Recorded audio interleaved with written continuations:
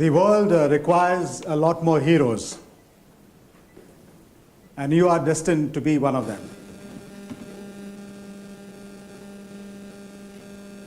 We are so unique that we write our own story.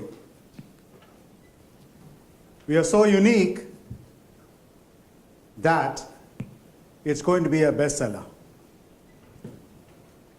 A path which makes you happy and, very importantly, satisfied. This is your story, and you're going to make it the best you can. Ladies and gentlemen, it's a pleasure to meet all of you. I see such beautiful faces, and I see such promising faces. Good morning to all of you, and it's a pleasure really to be standing out here and talking to all of you. The discussion today, the conversation today, is a little bit intriguing, you know what I mean. We are talking about what makes or breaks the CEO. While I was talking to Romina when she came to my office a few weeks back, we wanted to have a punchy topic. Please come.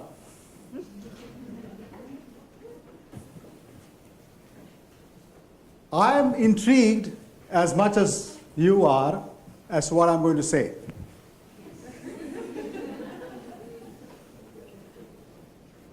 But at the onset, I want to say one thing, which is a CEO is not a position. It is really a mindset. You're all CEOs in your own way, in your own right, in all your spheres of activity. And when I see all of you over here, I would suppose that you'll have your own stories as to how to manage yourself and the people around you.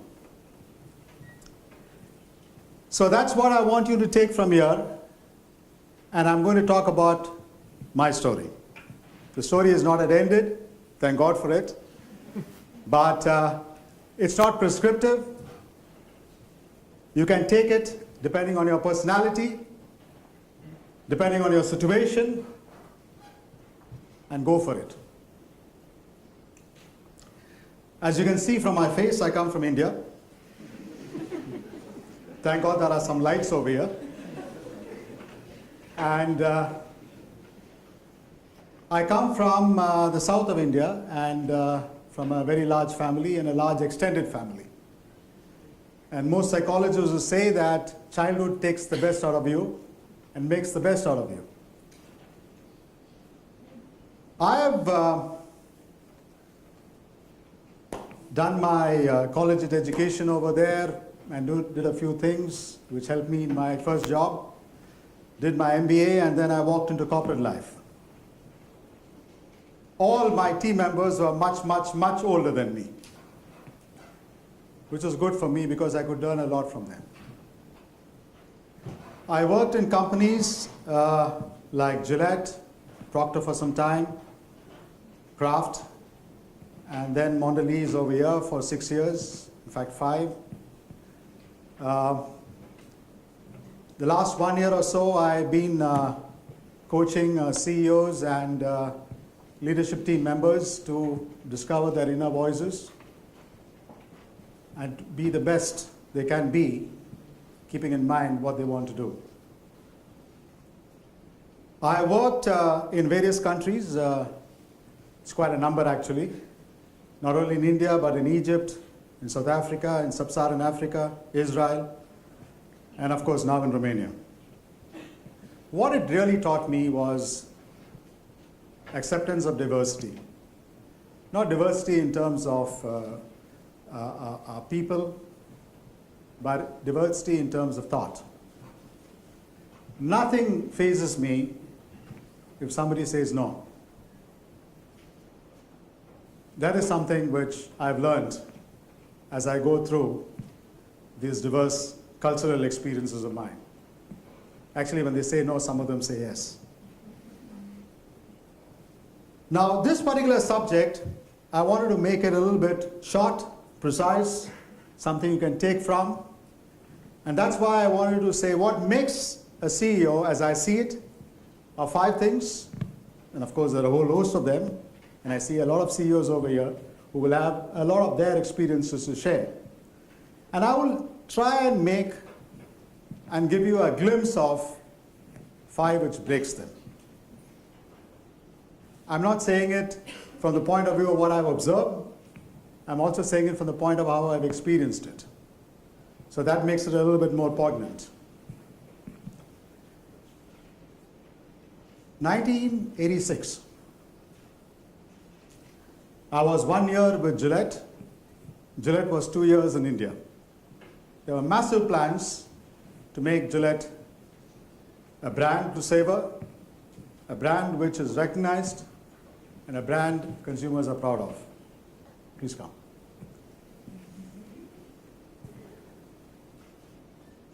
I was there for a year. The P&L was not looking very happy. It was actually bleeding. It was definitely not close to targets, and some of us could associate with some of these things. It was probably on a monthly basis sometimes. And motivation was absolutely at a low level because there were all these new people coming in from the outside, including myself, on the throes of building a career, and that was it. And then we said, okay, what shall we do? Of course, we were taught to write a CV in the MBA program, so maybe one of those thoughts came in over there. What happened? I had a boss, regional boss, Spaniard. He came down for a 36-hour visit, and he spent just 1 day with us. 4 regional managers, I was one of them, and our boss who was the managing director. 2 points of the agenda, and they were, 1, what is the vision of Gillette in India? And number 2, what should be the route to market, which is one of the key components for this success. Not the only component, but the key component. We spent 8 hours with this gentleman, whose Spanish was much better, obviously, than English, with a 1 flip chart board over there, and we were going through it like schoolboys. After the 8 hours, he just took the flight and went back. That's the first lesson I learned about how to manage a crisis and how to get out of a crisis with renewed vigor. This brings me to the first point as far as a successful CEO or a leader is concerned. He or she has to have a vision, which is their own, and more importantly, as Napoleon says, they have to be a merchant of hope. They have to be a merchant of hope. If hope dies, we all die. And when he went back, without finding faults with anybody else, without finding fault with the market, without finding fault with the organization, what he left back with us were 2 things. 1, the cathedral which we need to build, and number 2, he left us with a lot of hope. That was my first and very important lesson which I learned from a very successful leader. Of course, now Gillette in India is a household brand. Which brings me to the second prerequisite for a successful CEO, as I see it, is one of focus and of alignment. Now, I'm not a great guy for focus, by the way. It doesn't come naturally to me. I like to do a lot of things myself, so that I'm happy about doing a lot of things, and some of us maybe associate yourself with me on that. I like those things to be done. But once I decide on what to focus on, it's pretty rigorous ritual for me to work on those. And that's not good enough for me, but it's also good enough. It has to be one for the team and one for the organization. So in my career, if one thing I did well was in the first month of the year, that was in the month of January, I used to spend a lot of time on getting people to know what to focus on, and number two, how to get aligned so that efficiency goes up a notch or two. This for me is something which is absolutely critical, otherwise organizations, people are rudderless. Now let me go to the third point, which I like to state about what makes a CEO or a leader successful and satisfied as to what he can do or she can do. You know, in the new era, and I think Sumana talked about Generation Y, we are really dealing with a vast group of people who are very, very, very different. Right from baby boomers to the millennials, we've got everybody aspiring to do their best in their own way. And the new era in the workplace is definitely changing. It's absolutely changing, and many of us feel disconnected. There's a gentleman, I don't know whether you've heard about him, he's done what is known as the Energy Project, Tony Schwartz. He did a study across the globe, 20,000 respondents across various organizations. Out of this 20,000, about 20% were from Europe. And he worked out what is it that CEOs and organizations have to do in order to get their organizations engaged. A little bit of a theory as to what he says. There are 4 core needs which organizations and employees strive for or want. 1, physical. The time to rest and a time to renew. Number 2, the core need is emotional. I want to be respected, I want to get value. I want to be valued. Number 3, mental. Can I focus on those things which matter to me? Can I get a sense of empowerment in what I do? And lastly, the 4th core need is very important for all of us, which is a spiritual need. And I'm not talking about religion over here. I'm here talking about, is there a sense of purpose and meaning in what I do morning till evening? So we have Tony identified 4 quick key needs, which is required for every employee in the organization in whichever way or pronounced way he wants it or she wants it.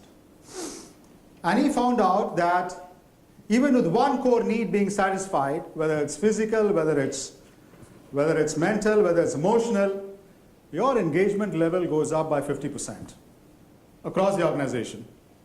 I think Andrew talked a little bit about engagement in the morning. And if all 4 of them are met by a single individual employee, it goes up by nearly 91%. Guys, this is a big task for a CEO to think about. This is really a big task. Which brings me to what makes a CEO get the best out of his people. CEO has to be the Chief Energy Officer. He really has to know how to press the right buttons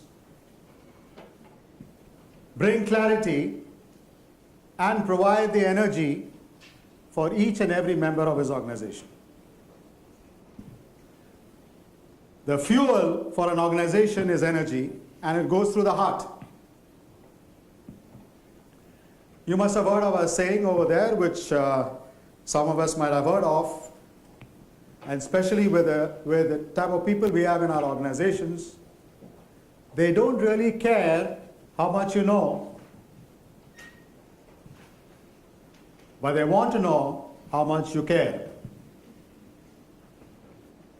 This is a very important foundation and a mindset for any leader, whether you are in middle management, whether you are in senior management.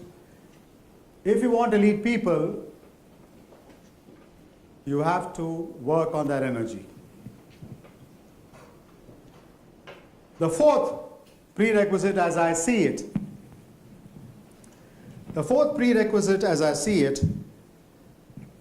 is so very important.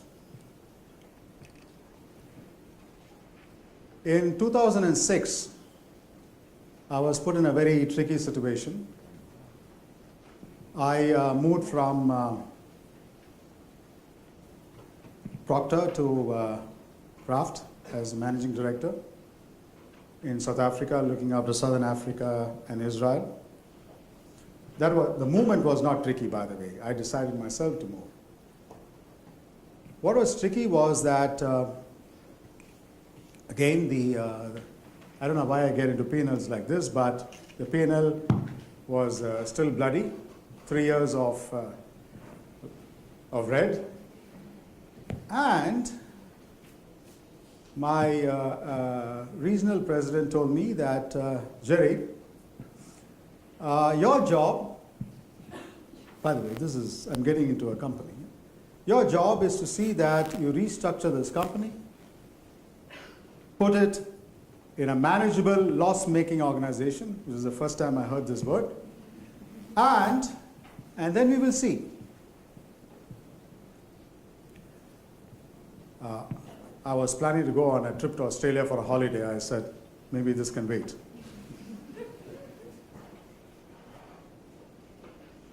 What I told myself at that point in time was that they need not pay me to restructure. They could pay somebody else to restructure. And what I learned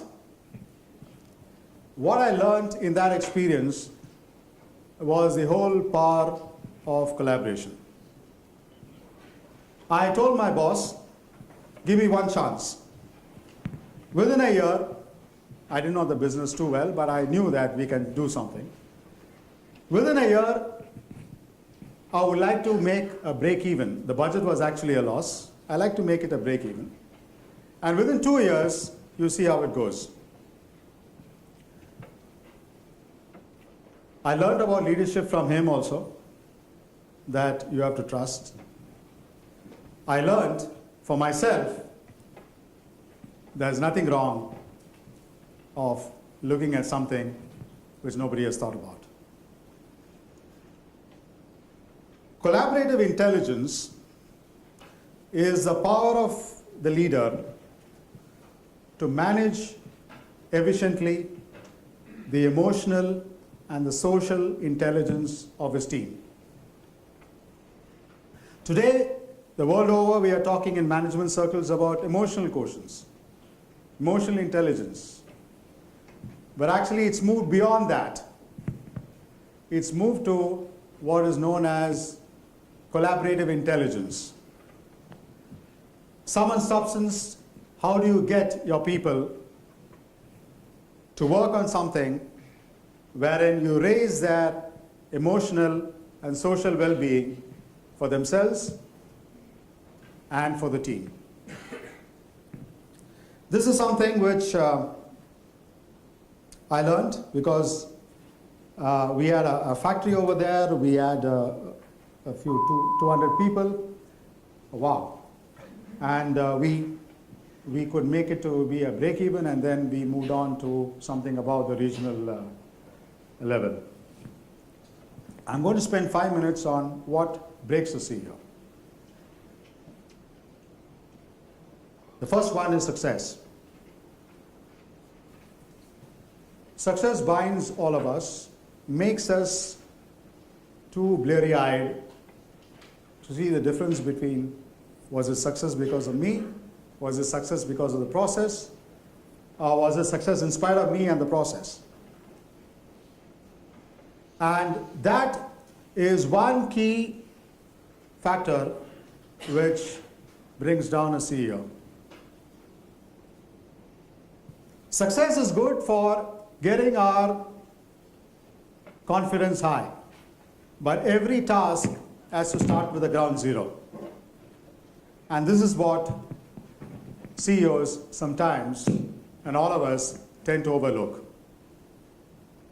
The number 2 point which I want to bring in terms of breaking a CEO, and I've seen many of them across the globe in my experiences, is what is known as ego. With success comes a fallacy that we are superhuman. And when we feel we are superhuman, we tend to be much more directive to our organizations and to the people around us. We don't create a creative atmosphere. But what is good that is happening right now in the world is that a CEO need not be superhuman. A CEO has to be just human to be super. This is absolutely essential because with expectations, you build a lot of bubbles around you and facades around you. And this is something which I want you to take because that's a killer. And once ego takes over, logic goes out of the window.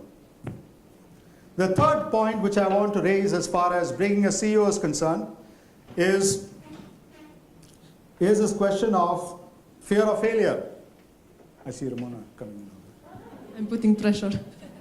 And fear of failure. Fear of failure happens with success. You have been successful so far, you want to be successful as you go along, and that makes you so very conservative that you don't look beyond the opportunities available. You want to be successful every type of the way. This is going to be a killer for the organization, and it doesn't make your people look beyond what is the very obvious. Which brings me to the fourth point, which some of our CEOs might be encountering, is the point that managing up. Managing up, it could be a boss, it could be stakeholders, could be the owner, it could be the consumer, it could be the public, it could be the government. And all of us have seen examples of CEOs coming a cropper because they have not dealt with one of them. And they've really gone back to where they belong. And the last point which I like to make, which is a pretty serious affair in terms of a CEO or any leader, it's about health or the lack of it. Ladies and gentlemen, whatever you do, life is going to be tough, life is going to be demanding, and it will put strain on all of us. If a CEO, he might be fantastic and visionary, being a strategist, if he loses or she loses her health, God forbid, the game is over. So these are the 5 points which I believe we should take into cognizance. Success, ego, fear of failure, and then health, and managing up. Ladies and gentlemen, one thing I would like to say as I finish, I said you can write your own story. You can be a hero. But do remember that life is bigger than your job. Life is bigger than your job. Do what you like to do best, and then follow your head and your heart.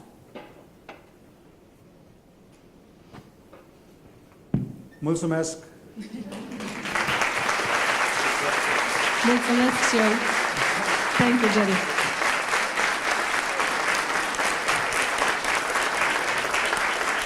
Nice.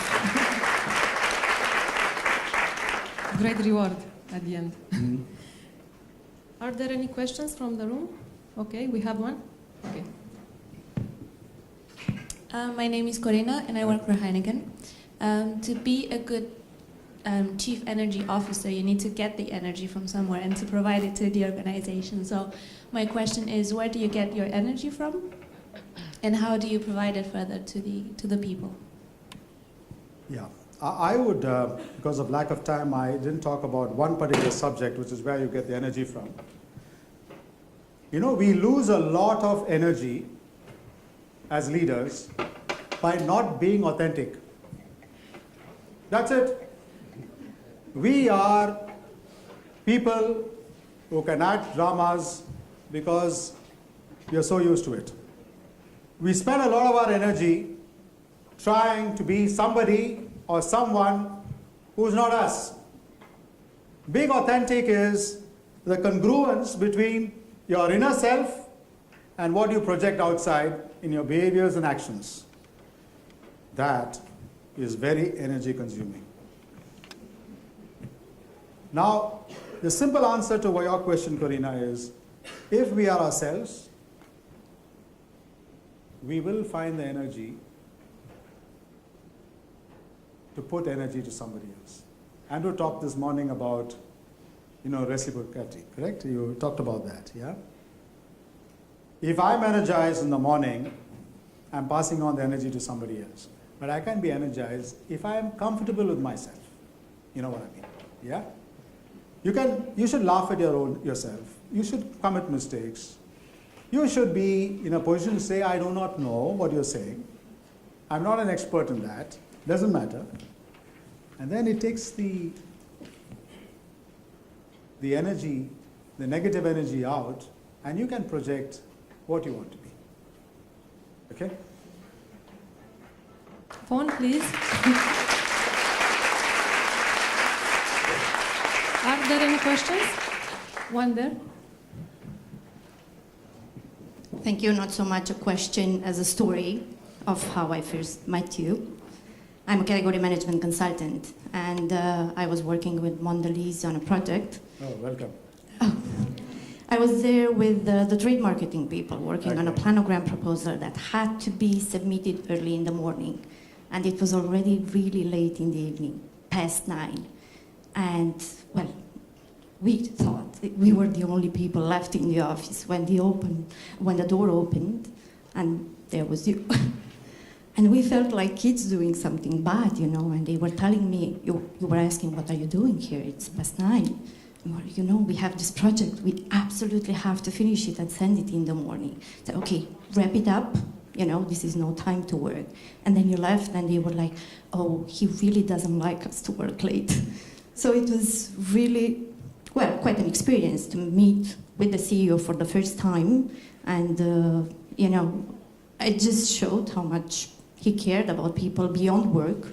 And I guess the right balance between work and personal time. So, it goes down in my history as an interesting meeting with the CEO. Thank you. Thanks, Christina. We have one more question out there. Can you go?